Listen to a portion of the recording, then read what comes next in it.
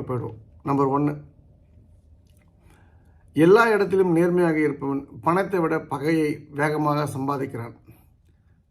Not only நேர்மை, கடமை தவறாமல் வேலை பார்க்கும் ஒருவனுக்கும் அந்த புகழை விட எதிரிகளே அதிகமாக சம்பாதிக்கிறான். நம்ம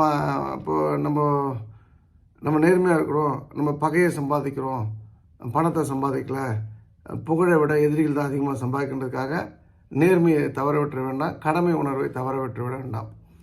நேர்மைக்கும் கடமை உணர்வுக்கும் நிச்சயமாக பெரிய பரிசு கடவுளால் கொடுக்கப்படும், பெரிய அங்கீகாரம் கொடுக்கப்படும். பணம் 1க்கு 100 மடங்காக உங்களுக்கு நிச்சயமாக கிடைக்கும் என்பதை நான் அடித்து சொல்கின்றேன். ஸோ நம்ம நேர்மையும் நம்முடைய உண்மையையும் கடமையும் தவற விடாமல் ஒரு வாழ்க்கையை வாழ்ந்து செல்வோம். 2, நான் மௌனமாக இருப்பதால் நீங்கள் சரி என்று அர்த்தமில்லை. உங்கள் மடமையை விவரிக்கும் அளவிற்கு என்னிடம் வார்த்தைகள் இல்லை. நிறைய புத்திசாலிகளுக்கும் நிறைய அறிவார்ந்த பெருமக்களுக்கும் நிறைய செலிபிரிட்டிஸும் இப்படி தான். அதாவது செலிபிரிட்டிஸ்னால் நான் பார்த்த செலிபிரிட்டிஸ் தான். செலிபிரிட்டிஸ்னால் நம்ம மக்களுக்கு என்னென்னா சினிமாக்காரங்க தான் அப்படின்னு ஒரு அரசியல்வாதிகள் அப்படிலாங்க தெரியும். ஆனால் அவர் பிஸ்னஸ் மேனாக இருப்பார். அவர் அந்த அளவுக்கு ரெஸ்பாண்டே பண்ணியிருக்க மாட்டார் சில விஷயங்கள். அப்போ என்னென்னு கூர்ந்து பார்த்தா அவங்க லெவல் யானை அந்த காட்டு பண்ணி சாக்கெட்டில் குளிக்கிற காட்டு பண்ணி லெவலில் மற்றவங்கன்றது தான் அவங்க டீல் பண்ணுறது. சரி, அவன் ஜெயிச்சு போனால் ஜெயிச்சு போட்டோம், லேட்டஸ்ட் நாட் வேஸ்ட் டைம் அப்படின்றது தான் அவங்களுடைய வாதமாக இருக்கின்றது, அவங்களுடைய உள் மனசு கிடைக்கையாக இருக்கின்றது. ஸோ அந்த வகையில் மௌனமாக இருப்பதால் எல்லா இடத்துலையுமே ஆப்போசிட்டில் இருக்கவங்க சரின்றது மட்டும் அர்த்தம் கிடையாது, அதுக்கு வேறு அர்த்தமும் இருக்கின்றது, நீங்கள் புரிஞ்சுங்க. அந்த உறவை இழந்து விடக்கூடாது என்று நினைப்பவர்கள் மட்டும்தான் செய்யாத தவறுக்காக மன்னிப்பு கேட்பார்கள். இது 3வது விஷயம்.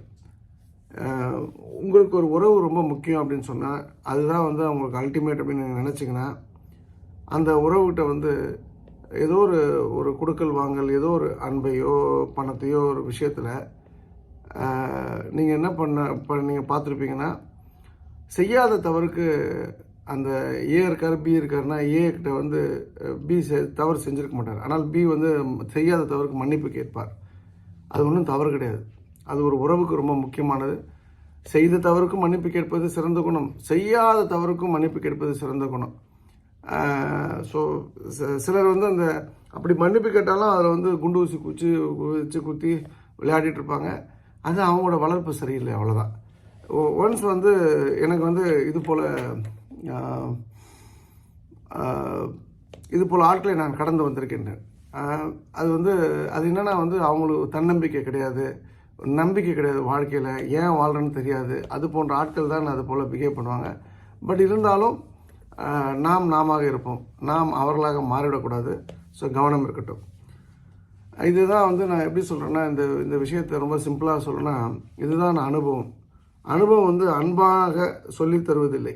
எதையுமே மடியில் படுக்க போட்டு கன்னத்தில் முத்தம் கொடுத்து கையை கால் அமைக்க நம்ம சொல்லித்தரப்போஇல்லை, அது அரைந்தே சொல்லித் தருகின்றது பெரும்பாலும் என்றதான் உண்மை.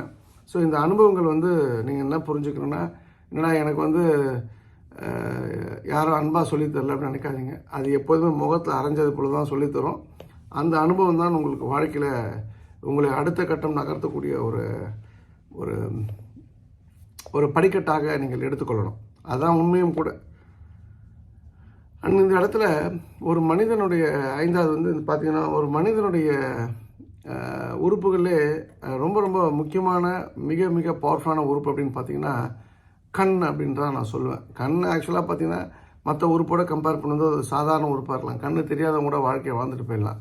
ஆனால் அந்த கண் இருக்கிறவங்களுக்கு பார்த்தீங்கன்னா அது சாதாரண உறுப்பாக இருந்தாலும் அந்த பார்வையோ அது ஒரு மிகப்பெரிய கலை. அந்த பார்வை இருக்குது பார்த்தீங்களா, அதான் கலீல் ஜிப்ரான் சொல்வார், கண் ஒரு சாதாரண உறுப்பு தான், ஆனால் பார்வையோ ஒரு மிகப்பெரிய கலை அப்படின்னு சொல்லிட்டு அதை நான் ஆமோதிக்கிறேன். நீங்கள் ஒரு பிரத்தியார்ட்ட பேசும்போது பழகும்போதும் கண்ணிலிருந்து அவர்கள் நல்லவர்களா கெட்டவர்களா, அவர்கள் என்ன குணாதிசயம் கொண்டவர்கள், பொய் சொல்கிறாங்களா உண்மை சொல்கிறாங்களா, எல்லா விஷயத்தையும் கண்டுபிடிக்கலாம். ஸோ கண்ணை பார்த்து பேச பழங்கள். என்னை நீங்கள் வே பண்ணணும் அப்படின்னு நீங்கள் நினைக்கிறீங்க, ஒருத்தர் நினைக்கிறாரு அப்படின்னு சொன்னால் அவரோட கண்ணை பார்த்தா அந்த டபுளுடைய லைஃப் ஸ்டைலை கம்ப்ளீட்டாகவே வந்து நம்ம எடை போட்டுடலாம்.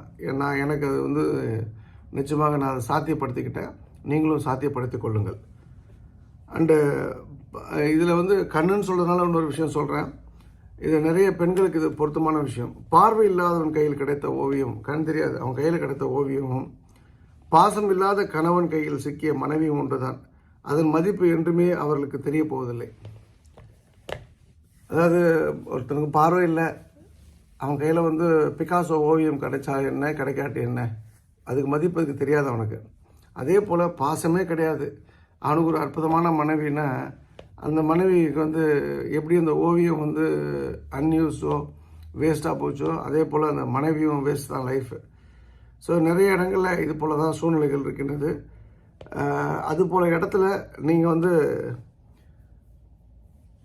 நமக்கு கிடைப்பவர்கள் யாரையாவது தூக்கி வச்சு கொண்டாடணும்னு ஆசைப்படாதீங்க. ஏன்னா வந்து அந்த பெண்கள் பார்த்திங்கன்னா அந்த இடத்துல தான் வந்து எப்படி சொல்கிறது வந்து அவங்களுடைய சங்கடங்களை வந்து யார்கிட்டையாவது சொல்லணும் அப்படின்னு சொல்லும்போது அங்கே தான் சில தவறு நடக்குது. அது என்னென்னா அது அழகாக சொல்லலாம். அது போன்ற ஆட்கள் மற்றவங்கள்ட்ட வந்து அவங்க வாழ்க்கையில் நடந்த கஷ்டங்களை சொல்லுவது ஆறுதலுக்காக மட்டுமல்ல. இப்போ என்கிட்ட ஒருத்தவங்க சொல்கிறாங்கன்னா அது நம்ம வந்து சொக்கலிங்க ஆறுதல் கொடுக்குன்றதுக்காக சொல்லலாம். அவங்க அதுக்கு மேலே ஒரு விஷயம் இருக்குது. நீங்கள் வந்து உங்களை வந்து அந்தளவுக்கு நம்புகிறாங்க. நீங்கள் அது போல் கஷ்டத்தை மீண்டும் அவர்களுக்கு கொடுத்து விடக்கூடாது என்பதற்காக தான் வந்து அவங்க சொல்கிறாங்கன்றதை நீங்கள் புரிஞ்சுங்க. அப்போ இந்த இடத்துல சொல்லாமல் இருக்கிறது சிறப்பு. சொன்னீங்கன்னா யாருக்கு அந்த விஷயம் சொல்லப்படுதோ அவர்கள் வந்து ஒரு உச்சக்கட்ட உறவாக அவங்க நினைக்கிற இடத்துல அந்த உறவுக்கு என்ன புரியணும்னா அந்த இடத்துல சூத்திங் வேர்ட்ஸ் சொல்கிறதெல்லாம் விட்டுட்டு நாமும் அந்த கஷ்டத்தை அவங்களுக்கு கொடுத்துடக்கூடாதுன்றதான். ஆணோ பெண்ணோ, பெண்ணோ ஆணோ, ஆணுக்கு ஆணோ, பெண்ணுக்கு பெண்ணோ, வயசு வருது எப்படி வேணால் நீங்கள் எடுத்துங்க. அந்த கஷ்டங்களை கேட்கும்போது இன்னொருத்தவங்களும் அந்த கஷ்டங்களை கொடுக்கக்கூடாது. பொதுவாக நான் யார்ட்டையும் என்னோடய கஷ்டங்களை நான் வந்து ஷேர் பண்ணுறதில்ல. ஷேர் பண்ணாமல் இருப்பது சிறப்பு. ஒரு கால் உங்களால் அந்த ப்ரெஷர் ஹேண்டில் பண்ண முடியல, நீங்கள் ஷேர் பண்ணணும் அப்படின்னு சொன்னால் இதுதான் வந்து ஃபார்முலா என்பதை நீங்கள் புரிஞ்சுங்க. நான் வந்து ஏன் ஷேர் பண்ணுறதில்லன்னா அப்போ நாளைக்கு நம்ம தூக்கி போட்டு பந்தாடப்படுவோம். நான் அது போல் சம்பவம் எனக்கு நடந்திருக்கு. அதனால தான் நான் எப்போதுமே மனசில் ஞாபகம் வச்சுக்கிறதுனா யாரையாவது தலைக்கு மேலே தூக்கி வச்சு கொண்டாடணும்னு நினச்சேன்னா குழந்தைகளை தூக்கி வச்சு கொண்டாடலாம். ஏன்னா அது பாரமும் இருக்காது, துரோகமும் இருக்காது என்பது எனக்கு புரிஞ்சதுனால தான் நான் வந்து என்ன எப்படி ஷேப்பப் பண்ணிக்கிட்டேன். உங்களால் முடிஞ்சால் அப்படி ஷேப்பப் பண்ணிங்க. இல்லைனா வந்து கரெக்டான ஆள்கிட்ட பேசுங்க. இந்த இடத்துல கணவன் என்பது வந்து கணவனுக்கு இன்னொரு விஷயம் உண்டு. முரட்டுத்தனம் என்பது ஒரு பலவீனமான மனிதன் காட்டும் போலியான வலிமையாகும். நான் திரும்பவும் சொல்கிறேன், முரட்டுத்தனம் என்பது ஒரு பலவீனமான மனிதன் காட்டும் போலியான வலிமையாகும். இப்போ ஒரு பெண் வந்து பாடிலி மென்டலி டல்லாக இருக்கா கணவனை விடனா, அந்த கணவன் அவனுடைய கோபத்தை வந்து அந்த மனைவிகிட்ட காட்டுறான்னா அவனை விட பலவீனமான மனிதன் இந்த உலகத்தில் யாருமே கிடையாது என்பது என்னுடைய தாழ்மையான கருத்து. அது வந்து போலியான வலிமை. அவன் யார்கிட்ட சண்டை போடணும், அவனுக்கு ஈக்குவலாக இருக்கிற ஆள்கிட்ட, அவனுக்கு மேலே ஆள்கிட்ட போய் சண்டை போடணும். அப்போ தான் பஞ்சோட எஃபெக்ட் என்னன்னு தெரியும். சும்மா வந்து ஒரு அப்புறாணி பொண்டாட்டி போட்டு அடிக்கிறதுலாம் வந்து அர்த்தம் இல்லாது. அதுபோல் வீடுகளில் நான் பார்த்த வரைக்கும் என்னென்னா அதுபோல் யார் அடிக்கிறாங்களோ அந்த வீட்டில் நியூரோ ப்ராப்ளம் வருது, இந்த பேரலிசிஸ் அட்டாக் வருது, படுத்த படுக்கையாக இருக்காங்க. கடைசியில் அவன் பொண்டாட்டி தான் அவனுக்கு வந்து அந்த யாரை வந்து அடித்து நொறுக்கினானோ அதே பெண் தான் வந்து அந்த கணவனுக்கு வந்து படுத்த படுக்கையாக இருக்கும்போது கஞ்சி ஊற்றக்கூடிய நிலைமையை நான் பார்த்துருக்கேன். ஸோ இதை கவனம் வைத்துக்கொள்ளுங்கள். அண்டு இந்த விஷயங்கள்லாம் வந்து எப்படி நான் பார்க்குறேன்னா, மனைவி வந்து பணக்காரியாக இருந்தான்னா எந்த கணவனும் கை வைக்கிறதில்ல.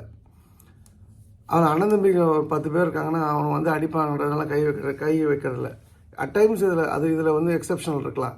ஆனால் மேக்ஸிமம் கேசஸில் கணவன் ஒரு மிடில் கிளாஸு மனைவி பணக்கார பொண்ணு அப்படின்னா 10ஓட 11 தான் அந்த கணவன் நடத்தப்படுறான். அங்கே பணம் தான் பேசுது. எனக்கு தெரிஞ்சு பணம் கடவுள் ரெண்டுமே மனுஷனை தவிர வேறு எந்த உயிருக்கும் பயன்படாது என்பது தான் என்னுடைய இன்னொரு ரிசர்ச் ஃபைண்டிங்கு.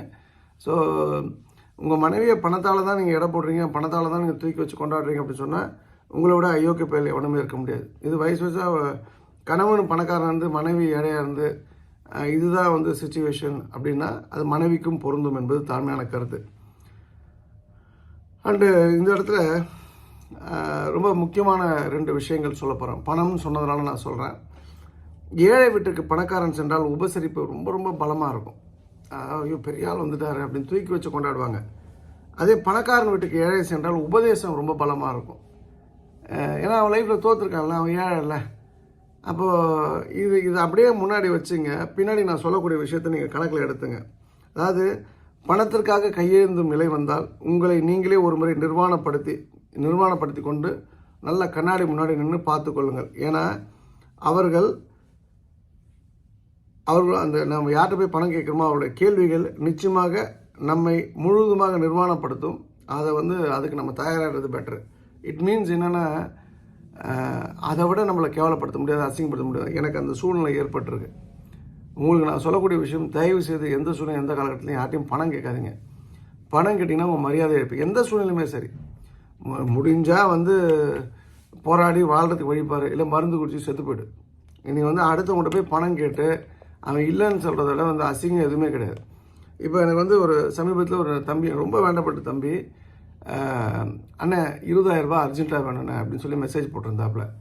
நான் மற்றெல்லாம் பதில் போடுவேன், அந்த மெசேஜுக்கு பதிலே போடல. அப்புறம் என்னப்பா அப்படின்னு ஒரு இடத்துல காமன் பிளேஸில் பார்க்கும்போது 4 சீட்டு கட்டணும். ஆக்சுவலாக அந்த மெசேஜ் வாய்ஸ் மெசேஜ் அவர் போட்டதை நான் பார்க்கல. ஏன்னா பணம் கேட்டு வாய்ஸ் மெசேஜ்னால் அதை நான் பொதுவாக டைம் வேஸ்ட் பண்ணுறதில்ல. நான் 4 சீட்டு கட்டினேன், எங்கள் அம்மா உடம்பு சரியில்லைன்னு சொல்லி போட்டிருந்தாப்புல.